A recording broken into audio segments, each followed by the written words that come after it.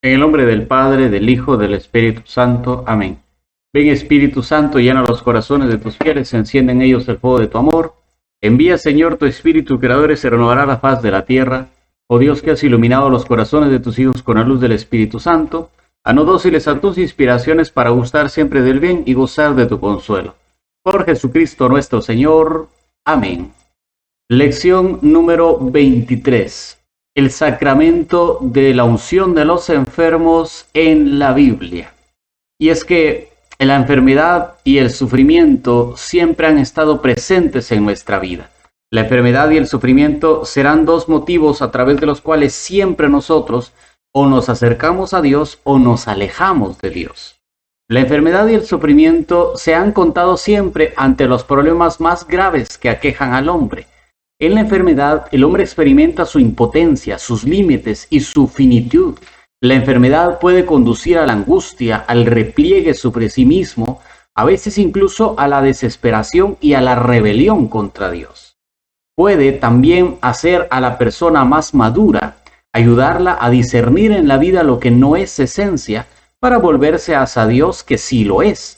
Con mucha frecuencia la enfermedad empuja a una búsqueda de Dios, a un retorno hacia Él.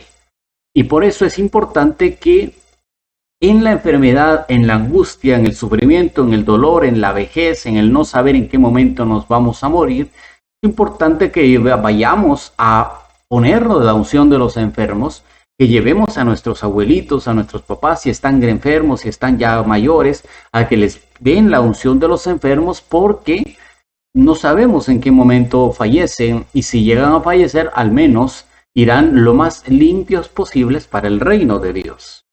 El enfermo en el Antiguo Testamento vivía la enfermedad de cara a Dios. Ante él se lamenta por su enfermedad. En el Salmo 38, en el verso del 8 al 11 dice: tengo la espalda tumida de fiebre, no hay nada sano en mi carne, entumecido, totalmente molido. Me hace gemir la convulsión del corazón. Señor, tú eres testigo de mis ansias, no se te ocultan mis gemidos. Mi corazón se agita, las fuerzas me flaquean y hasta me falta la luz de mis ojos. Palabra de Dios. Vemos cómo el salmista ya dice: Señor, yo estoy enfermo, pero tú me tienes en tus ojos, me estás viendo. O sea, esta enfermedad no está oculta a tus ojos, tú me estás viendo. Y ante él, que es el Señor de la vida y de la muerte, el profeta Isaías implora su corazón. Isaías capítulo 38, versos del 5 al 6 dice: ve y di a Ezequías: esto dice Yahvé, Dios de tu padre David, he oído tu plegaria, he visto tus lágrimas y he decidido curarte. Dentro de 3 días subirás al templo de Yahvé, añadiré 15 años a tus días, te libraré a ti y a esta ciudad de la mano del rey de Asiria y ampararé a esta ciudad. Palabra de Dios. Vemos cómo el enfermo, consciente de su nada, consciente de su pequeñez, acudía a Dios y le suplicaba a Dios la misericordia, y Dios escuchaba las palabras del enfermo y le daba la sanidad y le daba una vida mejor, porque se acercaba y la enfermedad la ponía en las manos de Dios. La enfermedad entonces se convierte en camino de conversión hacia Dios. Nos dirá el Salmo 38 en el verso 5: mis culpas sobrepasan mi cabeza, como peso harto grave para mí.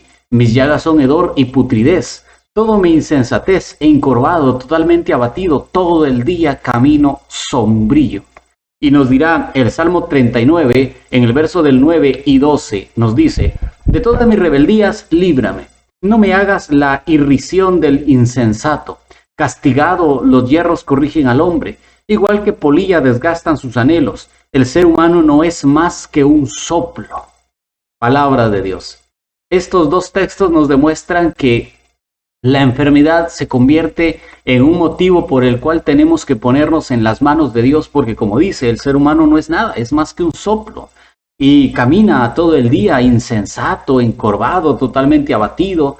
¿Por qué? Porque está lleno de culpas, porque está lleno de pecados, porque está lleno de maldad en su cuerpo, porque toda esa vida, esa ancianidad quizá no ha sido una vida cerca de Dios. Por lo tanto, la enfermedad se convierte en un camino de conversión hacia Dios, un camino que me lleva hacia Dios. Ante esta conversión, el perdón de Dios inaugura la curación del enfermo. En el Salmo 32, en el verso 5 nos dice: reconocí mi pecado y no te oculté mi culpa. Te dije, confesaré a Yahvé mis rebeldías y tú absolviste mi culpa, perdonaste mis pecados. Palabra de Dios. Vemos cómo el perdón nos da esa sensación de decir: gracias, Señor, porque me has librado. En el Salmo 107, en el verso 20 dice: su palabra envió para sanarlos y arrancar sus vidas de la fosa. Palabra de Dios. Y en el Evangelio según San Marcos, en el capítulo 2, en el verso 5, vemos más claramente el perdón de Dios. Viendo Jesús la fe que tenían, dijo al paralítico: hijo, tus pecados te son perdonados. Palabra del Señor. Vemos entonces cómo el enfermo que se acerca a Dios, que busca a Dios en un modo de conversión, en un modo de acercarse a su Salvador, a su Señor, encuentra no solo la sanidad, no solo el alivio del cuerpo, sino que también el alivio del alma, el perdón de sus pecados, la entrada al reino de los cielos, que sin lugar a dudas es lo que más desea el enfermo en ese momento. El pueblo de Israel experimentaba la enfermedad de una manera misteriosa, se vinculaba al pecado y al mal, y que de la fidelidad a Dios nos venía que se nos devolviera la vida. En pocas palabras, si éramos malos o ajenos al actuar de Dios, por algo estábamos enfermos. Pero al contrario, si le hacíamos caso a Dios y volvíamos a Dios, pues entonces Dios nos daría nuevamente la vida y la salud a nosotros. En el libro del Éxodo, en el capítulo 15, en el verso 26 dice: dijo, si escuchas atentamente la voz de Yahvé tu Dios, y haces lo que considera recto, si obedeces sus mandatos y guardas todos sus preceptos, no te afligiré con ninguna de las plagas con que afligí a los egipcios, porque yo soy Yahvé el que te sana. Palabra de Dios. Los profetas también anunciaron que el sufrimiento podría tener un sentido redentor por los pecados de los demás. En Isaías, en el capítulo 53, en el verso 11 dice: después de sufrir verá la luz el justo, se saciará de su conocimiento. Mi siervo justificará a muchos, pues las culpas de ellos soportará. Palabra de Dios. Y también el profeta Isaías anuncia que Dios hará venir un tiempo para Sión, en que perdonará toda falta y curará toda enfermedad. Isaías capítulo 33, verso 24 dice: nadie que habite ahí dirá que está enfermo. A la gente que resida allí le será perdonada su culpa. Palabra de Dios. Entonces el libro del profeta Isaías en el capítulo 33 nos recuerda que todo aquel que se acerca a Dios con un corazón sincero en su enfermedad, arrepentido de todas sus culpas y de pecados, arrepentido de toda su mala vida en su ancianidad, en su vejez, en su enfermedad, encontrará no solo la sanidad del cuerpo, aunque tal vez no se note y siga estando enfermo, lo importante es lo que conseguirá, que dice Isaías 33, que le será perdonada su culpa. Y sin lugar a dudas, la culpa es lo que mejor uno debe de buscar perdonar, porque es lo que le impide entrar en el reino de los cielos. La culpa será lo que impedirá acercarnos a Dios con un corazón sincero y con un corazón firme. La culpa nos impide acercarnos y adentrarnos en el reino de los cielos. Y dice el profeta Isaías que aquel enfermo que se acerque a Dios con un corazón sincero y arrepentido encontrará el perdón de su culpa y la sanidad, no solo de su cuerpo, sino también de su alma. Cristo se había comportado como médico porque Él puede sanar a cualquiera, no importa quién sea, que esté enfermo. En los santos evangelios encontramos bastantes testimonios de la compasión de Cristo hacia los enfermos, así como sus numerosas curaciones de toda clase de males. En Mateo capítulo 4, en el verso 24, nos dice lo siguiente: de modo que su fama llegó a toda Siria, le traían a todos los que se encontraban mal, con enfermedades y dolencias diversas, endemoniados, lunáticos y paralíticos, y él los curaba. Palabra del Señor. Siendo todo esto, como dijimos, un signo maravilloso de la obra de Dios que visita a su pueblo. Por eso Lucas en el capítulo 7, en el verso 16 dirá: el temor se apoderó de todos y alababan a Dios diciendo: un gran profeta ha surgido entre nosotros y Dios ha visitado a su pueblo. Palabra del Señor. La gente reconocía en la sanación de los enfermos, la gente reconocía en el perdón de las culpas y de los pecados de estos enfermos la visita de Dios, la cercanía de un Dios poderoso, de un Dios misericordioso que venía al auxilio de todos como médico que es. Pero Jesús no solamente tenía poder para curar enfermedades, sino también para perdonar los pecados. En Marcos capítulo 2, verso 5 y del 10 al 11 dice la palabra de Dios. Viendo Jesús la fe que tenía, dijo al paralítico: Hijo, tus pecados te son perdonados. Pues para que sepáis que el Hijo del Hombre tiene en la tierra poder de perdonar pecados, dice al paralítico, a ti te digo, levántate, toma tu camilla y vete a tu casa. Palabra del Señor. Convirtiéndose así en el médico que los enfermos necesitan. Por eso Jesús en Marcos capítulo 2, en el verso 17 dice, al oír Jesús les dijo, no necesitan médico los que están fuertes, sino los que están mal. No he venido a llamar a justos, sino a pecadores. Palabra del Señor. Vemos entonces cómo Jesús sana. Sí, Jesús sana siempre. Jesús siempre va a estar sanando, pero sana a aquellos que se acercan con pecado, aquellos que se acercan reconociendo que son pecadores, que están en enfermedad, que están en dificultad, pero que necesitan del consuelo de Dios. Tanto es su amor por los enfermos que llega al extremo de identificarse con ellos. En Mateo capítulo 25, del 35 al 36 dice, porque tuve hambre y me diste de comer, tuve sed y me diste de beber, era forastero y me acogisteis, estaba desnudo y me vestisteis, enfermo y me visitasteis, en la cárcel y acudisteis a mí. Palabra del Señor. Su amor por los enfermos no terminó el día del sufrimiento en la cruz, sino que sigue en la iglesia a través de sus pastores, que a lo largo de los siglos atienden de manera muy especial a los cristianos que sufren en su cuerpo y en su alma las consecuencias de su enfermedad. Pero todo esto es posible solamente de una forma. Jesús puede sanar, Jesús puede hacer muchos milagros, Jesús puede hacer muchas sanaciones, Jesús puede hacer muchas cosas con nuestra vida, Jesús puede hacer bastantes milagros en nuestro presente y en nuestra vida, en nuestra familia, pero nos pide que creamos. Es necesario que creamos. A menudo Jesús pide a los enfermos que crean en Él para poder ser liberados. En Marcos capítulo 5, en los versos del 34 al 36 dice, Él le dijo, hija, tu fe te ha salvado, vete en paz y queda curada de tus enfermedades. Mientras estaba hablando llegaron unos de la casa del jefe de la sinagoga diciendo, tu hija ha muerto, ¿a qué molestar ya al maestro? Jesús, que oyó el comentario, dijo al jefe de la sinagoga, no temas, basta con que tengas fe. Palabra del Señor. Y en Marcos capítulo 9, en el verso 23, Jesús les dijo, ¿qué es eso de si puedes? Todo es posible para quien cree. Palabra de Dios. Entonces, si nos damos cuenta, Jesús puede hacer muchas cosas en nuestra vida. Jesús puede hacer demasiados milagros, sanarnos, liberarnos, levantarnos de donde estamos caídos, sanarnos de cualquier enfermedad, de cualquier dolencia, pero Él quiere que nosotros creamos.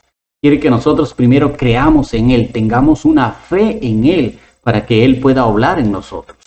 Por eso muchas veces utilizará algunos signos para que nos demos cuenta que Él sí puede, porque a veces hablando la gente no mucho cree, pero viendo cree más.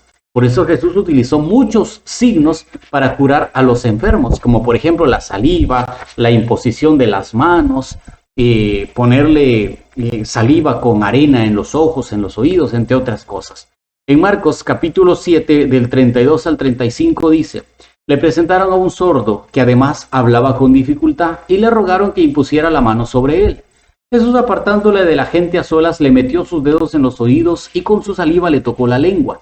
Se abrieron sus oídos y al instante se le soltó la atadura de la lengua y hablaba correctamente. Palabra del Señor.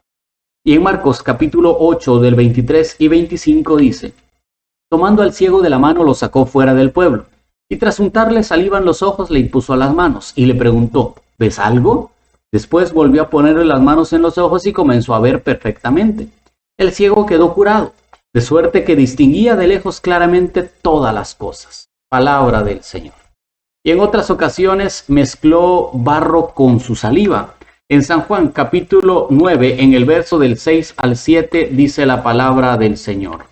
Dicho esto, escupió en tierra, hizo barro con la saliva y untó con el barro los ojos del ciego. Luego le dijo, vete, lávate en la piscina de Siloé, que quiere decir enviado. Él fue, se lavó y volvió ya viendo. Palabra del Señor. Algunos enfermos incluso trataban de tocarlo, aunque sea del fleco del manto, para alcanzar la sanidad de sus enfermedades, y Jesús los sanaba.